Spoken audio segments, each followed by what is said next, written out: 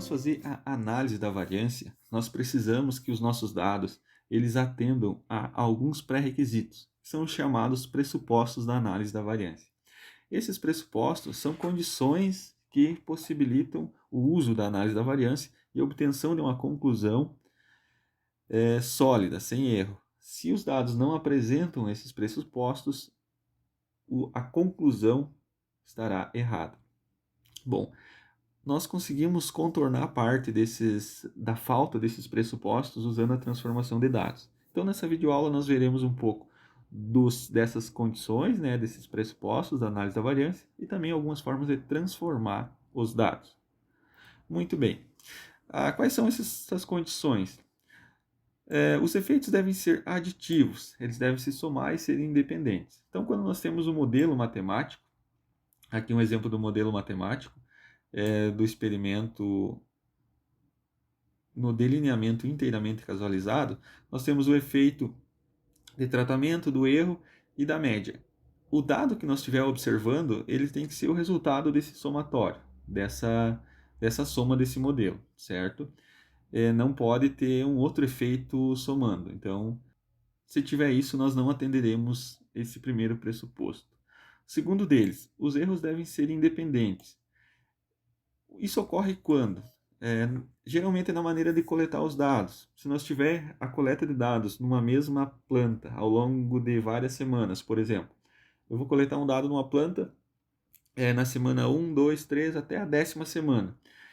Isso pode levar à dependência dos erros. Por quê? Porque um erro que você tem naquela planta, você vai carregar ele por todas as avaliações. Então, isso não é bom. Então, você tem que fazer uma casualização adequada para que você não tenha esse erro na condução do experimento, certo?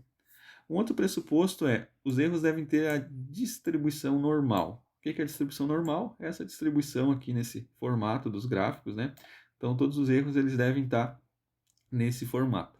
Se não tiver essa distribuição normal, também não atenderemos a esse pressuposto da análise da variância, certo? E o último os erros devem ter a mesma variância ou terem homocidasticidade. O que é isso?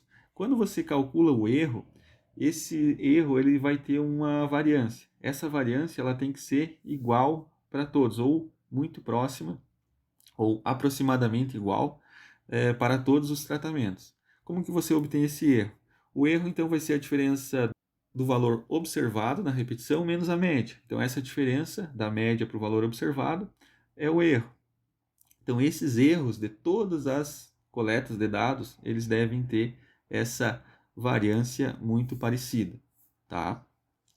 Bom, como que nós podemos verificar tudo isso que eu falei anteriormente? Então, pode ser feito testes.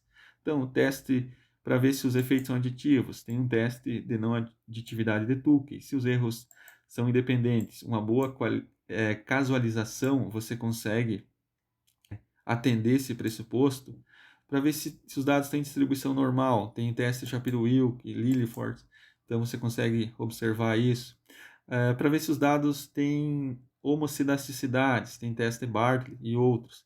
Então, nós conseguimos, através de testes, observar se os dados atendem ou não os pressupostos da análise da variância. Então, quando alguma dessas pressuposições não são atendidas, existem alternativas que podem serem usadas, que é a transformação dos dados, certo? Então, dados em contagem, em porcentagem, eles geralmente não apresentam distribuição normal.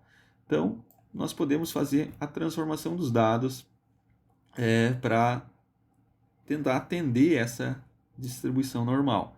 Então, geralmente, dados em porcentagem, medidas em valores inteiros com amplitude muito grande, ou valores muito pequenos,